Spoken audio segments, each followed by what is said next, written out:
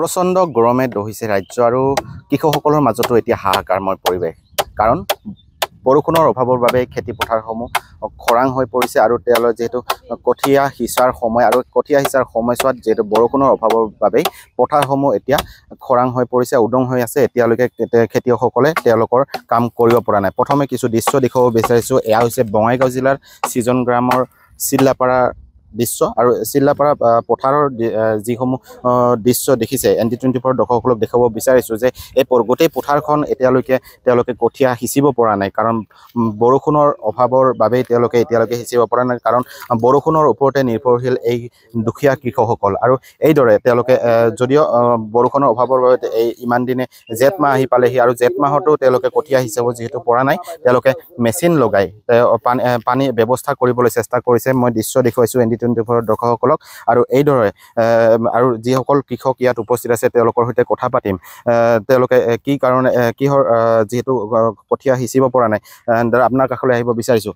কি ক'ব যে যিহেতু বৰষুণৰ ওপৰতে কৃষকসকল নিৰ্ভৰশীল, কিন্তু বৰষুণ নাই বৰষুণ যেনিবা নাই। এখন আমি আৰু উপায় নাই। এখন আমি তো মেচিন লগাইছোঁ, তাওতো পানীয়ে নাই। এখন আমাৰ আৰু এখন আমি উপায় নোহোৱা হৈছে। এখন কি কৰোঁ কি নকৰোঁ, মানে এখন কিবা এটা দিহা দিলে চৰকাৰে অলপ ভাল হয় আমাক। আৰু কৃষি বিভাগে আপোনালোকৰ খবৰ লৈছে? কৃষকসকলৰ লোৱা নাই, আমাৰ এতিয়া লোৱা নাই, ইয়াত উপস্থিত হোৱা নাই।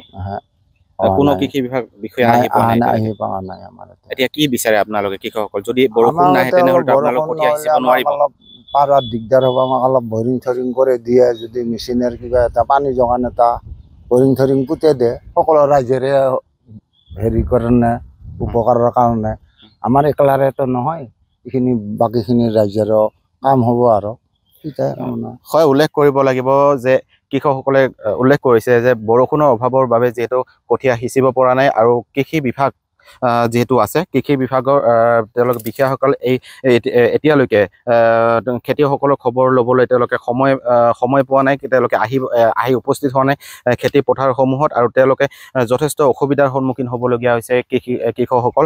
আৰু এইদৰে যিহেতু দৃশ্য দেখুৱাইছোঁ, বঙাইগাঁও জিলাৰ চিজন গ্ৰামৰ আন এগৰাকী খেতিয়ক আছে, তেওঁলোকক কথা পাতিম যে কি ক'ব। যিহেতু বৰষুণ নাই, যথেষ্ট অসুবিধাৰ সন্মুখীন হৈছে খেতিয়কসকল, কি ক'ব? ইতিমধ্যে আমি ৰাইজে গোটেইখিনি অসুবিধাত হৈ আছোঁ। আমাৰ বিধান যে অলপ চলপ বা বৰিং চৰিং দি যে পাৰিম সেইখিনিও কেপাচিটি নাই। মাটিতো হাল মাৰি থৈছোঁ, মাটি শুকাই গৈছে। আমি অলপ যেনে থুলমূল বৰিং চৰিং আছে সেইখিনিও আমি কাম কৰিব পৰা নাই। চৰকাৰে যদি কোনোবালে আমাক সুবিধা দিয়ে এগ্ৰিকালচাৰৰ পৰা, তেনেহ'লে মই আবাদতো বিধান খেতি পাৰিম। এইখিনি আমি চৰকাৰৰ ওচৰত অনুৰোধ ৰাখিম। গোটেই গাঁওখনে বৰষুণৰ অভাৱত আছে, কঠীয়া সিঁচিব পৰা নাই, যে কি ক'ব? যিহেতু এটা আছে তেওঁলোকে গোটেই গাঁওখনি আমাৰ বিধান পাৰিব পৰা নাই। যদিও দুই এক ঘৰ বিধান কিবা কেপাচিটি পাৰিছে, সেই বিধানকেইটাও বতৰত বেয়া হৈ যাব লাগছে। কিন্তু আজি পৰ্যন্ত চৰকাৰে বা এগ্ৰিকালচাৰৰ পৰা আমাক কোনো এটা সুবিধা বা কোনো ইফালে আমাক চাবৰ কাৰণে এজন মানুহে অহা নাই।